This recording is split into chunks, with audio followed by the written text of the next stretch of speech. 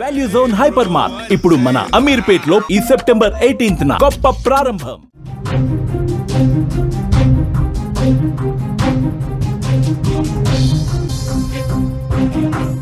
Breaking news చూస్తున్నాం. Tirupati Pakala mystery మరణాల్లో కొత్త కోణాలు వెలుగులోకి వస్తున్నాయి.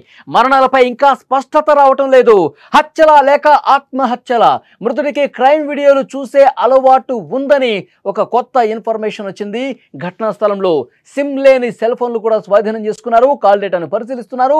పిల్లల పోస్ట్ మార్టం పూర్తి చేశారు పోలీసులు. పోస్ట్ మార్టం నివేదిక కోసం ప్రస్తుతం ఎదురు చూస్తా ఉన్నారు. తిరుపతిలో వెలుగు చూసిన 4 మరణాల మిస్టరీపై ఇంకా ఉత్కంఠ అనేది కొనసాగుతూనే ఉంది. మూలవంక అటవీ ప్రాంతంలో దొరికిన మృతదేహాలు హత్యల, ఆత్మహత్యల ఇంకా స్పష్టత రాలా. ప్రధానంగా ఈ కేసులో అనుమానితుడిగా ఉన్నటువంటి కళై సెల్వన్ యూట్యూబ్లో నేరాలకు సంబంధించి అదే పనిగా నేరాలు చూస్తున్నటువంటి హిస్టరీ అతనికి ఉంద సమాచారం ఇప్పుడు వస్తోంది. ఈ కోణంలో కూడా దర్యాప్తు చేస్తా ఉన్నారు. మరణించిన 2 పిల్లలు హర్షిని, దర్శిని శరీరాలపై మాత్రం గాయాలు ఉన్నాయని సమాచారం. ఘటనా స్థలంలో 2 సిమ్ కార్డులు లేని సెల్ ఫోన్లు లభ్యం కావటం ఈ కేసును మరింత జటిలం చేస్తోంది. మృతురాలి భర్త వెంకటేష్, భార్య జయమాలి, మృతుడు కళై సెల్వన్ ఫోన్ నెంబర్ల కాల్ డేటాను కూడా పోలీసులు ప్రస్తుతం పరిశీలిస్తున్నారు. ఇప్పటికే పిల్లల పోస్ట్ మార్టం పూర్తి చేసి అడవిలోనే ఖననం చేశారు. కొన్ని వివరాలు తీసుకొని జయమాలి భర్తను పోలీసులు పంపించేశారు. పోస్ట్ మార్టం నివేదిక వచ్చిన తర్వాతే దీనిపై స్పష్టత వచ్చే అవకాశం ఉంది.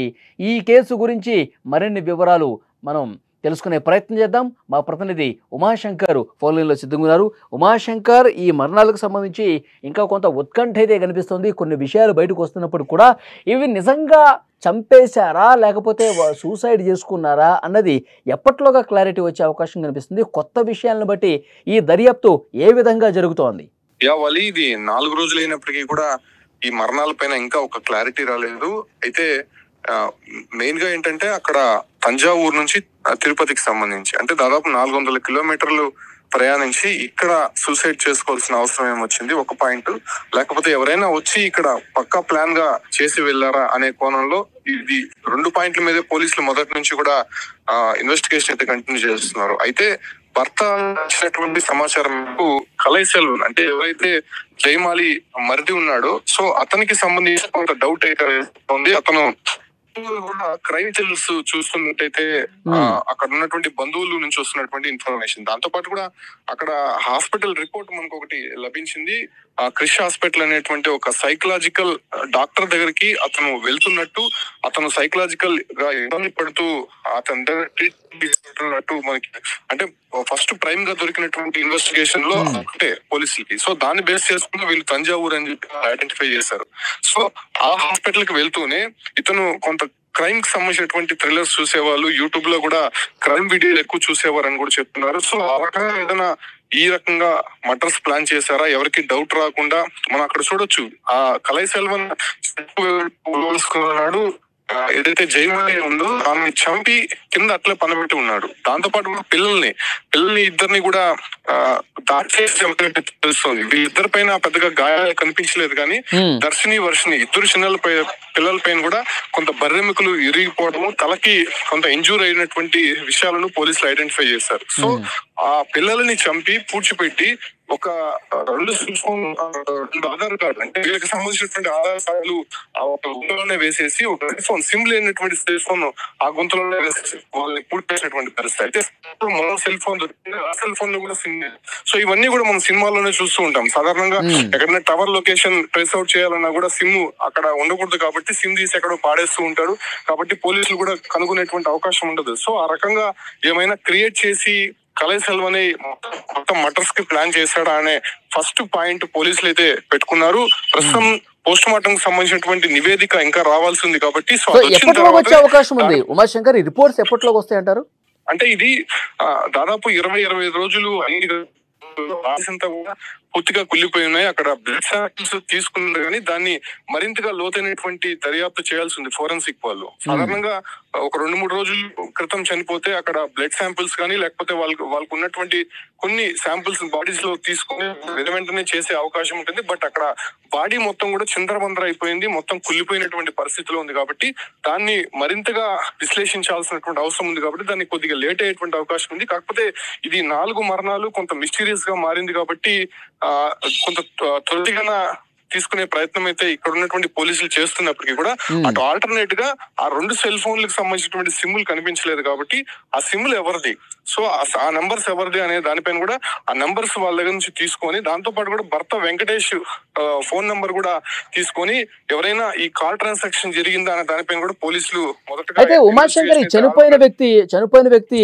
ఎవరైతే కళాయి సెల్వన్ ఉన్నాడో మరిది, అతనికి క్రైమ్ సీన్లు చూసే అలవాటు ఉంది, యూట్యూబ్లో క్రైమ్ ఎక్కువ చూశాడని చెప్పి ఒక సమాచారం బయటకు వస్తుంది. అది ఎవరు చెప్పారు, ఎవరిని ఇన్వెస్టిగేట్ చేసినప్పుడు, క్వశ్చన్ చేసినప్పుడు ఈ విషయాలు బయటకు వచ్చాయి? అంటే కళాయి సెల్వన్ బాగా కొంత డిఫరెంట్ గా ప్రవర్తించేవాడు, కుటుంబ సభ్యులతో ఎవరితో కూడా కలిసేవాడు, ఇలాంటి వీడియోస్ ఎక్కువ కూడా చూస్తూ ఉంటాడు. కాబట్టి సైకలాజికల్ ప్రాబ్లం ఉన్న కారణంగా హాస్పిటల్లో కూడా చూపించుకుంటున్నాడని వాళ్ళ బంధువులు చెప్పినటువంటి విషయమే.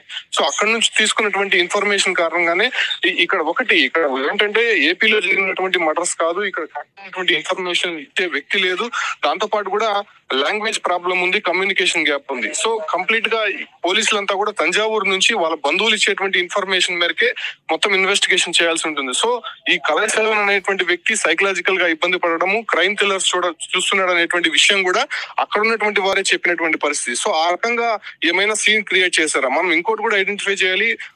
టోల్ గేట్ అంటే మెయిన్ నేషనల్ హైవే నుంచి కూడా 3 కిలోమీటర్ల లోపలికి వెళ్ళాడు. దాదాపు 25 రోజుల పాటు అక్కడ ఉన్నటువంటి సవాల్ని ఎవరు ఐడెంటిఫై చేయలేదంటే ఏ రకంగా చేసుకుంటాడో అనే డౌట్ కూడా రైజ్ అవుతుంది. ఎందుకంటే ఇవన్నీ కూడా క్రైమ్ థ్రిల్లర్స్ అనే చూస్తూ ఉంటారు, ఎవరికి అనుమానం లేకుండా, ఎక్కడ కూడా కనిపించకుండా, అసలు బాడీలు ఎవరికి అంతు చిక్కినటువంటి ప్రదేశాల్లో క్రైమ్ చేస్తే అక్కడ బయటపడే అవకాశం ఉండదు అనేటువంటి విషయాలపైన క్రైమ్ థ్రిల్లర్స్ లో ఎక్కువ కూడా చూపిస్తూ ఉంటారు. సో ఆ రకంగా ఏమైనా క్రియేట్ చేశారన్న దానిపైన కూడా పోలీసులు ప్రధానంగా అనుమానం అయితే వ్యక్తం చేస్తున్నారు. భర్తనైతే మాత్రం విడిచిపెట్టేశారు, అతను వేరే కొంత ఇన్ఫర్మేషన్ తీసుకొని వెళ్ళిపోమని చెప్పారు, కానీ భర్త మీద పెద్దగా అనుమానం లేనట్టయితే తెలుస్తుంది. కాకపోతే ఇవంతా చేసింది కళాయి సెల్వనే అనేటువంటి మొదటి అనుమానం అయితే ఉంది కాబట్టి, సో ఆ రకంగా రిపోర్ట్స్ వచ్చిన తర్వాత, కాల్ డేటా బయటకు వచ్చిన తర్వాత కానీ ఒక క్లారిటీ వచ్చేటువంటి అవకాశం లేదు వాళ్ళకి.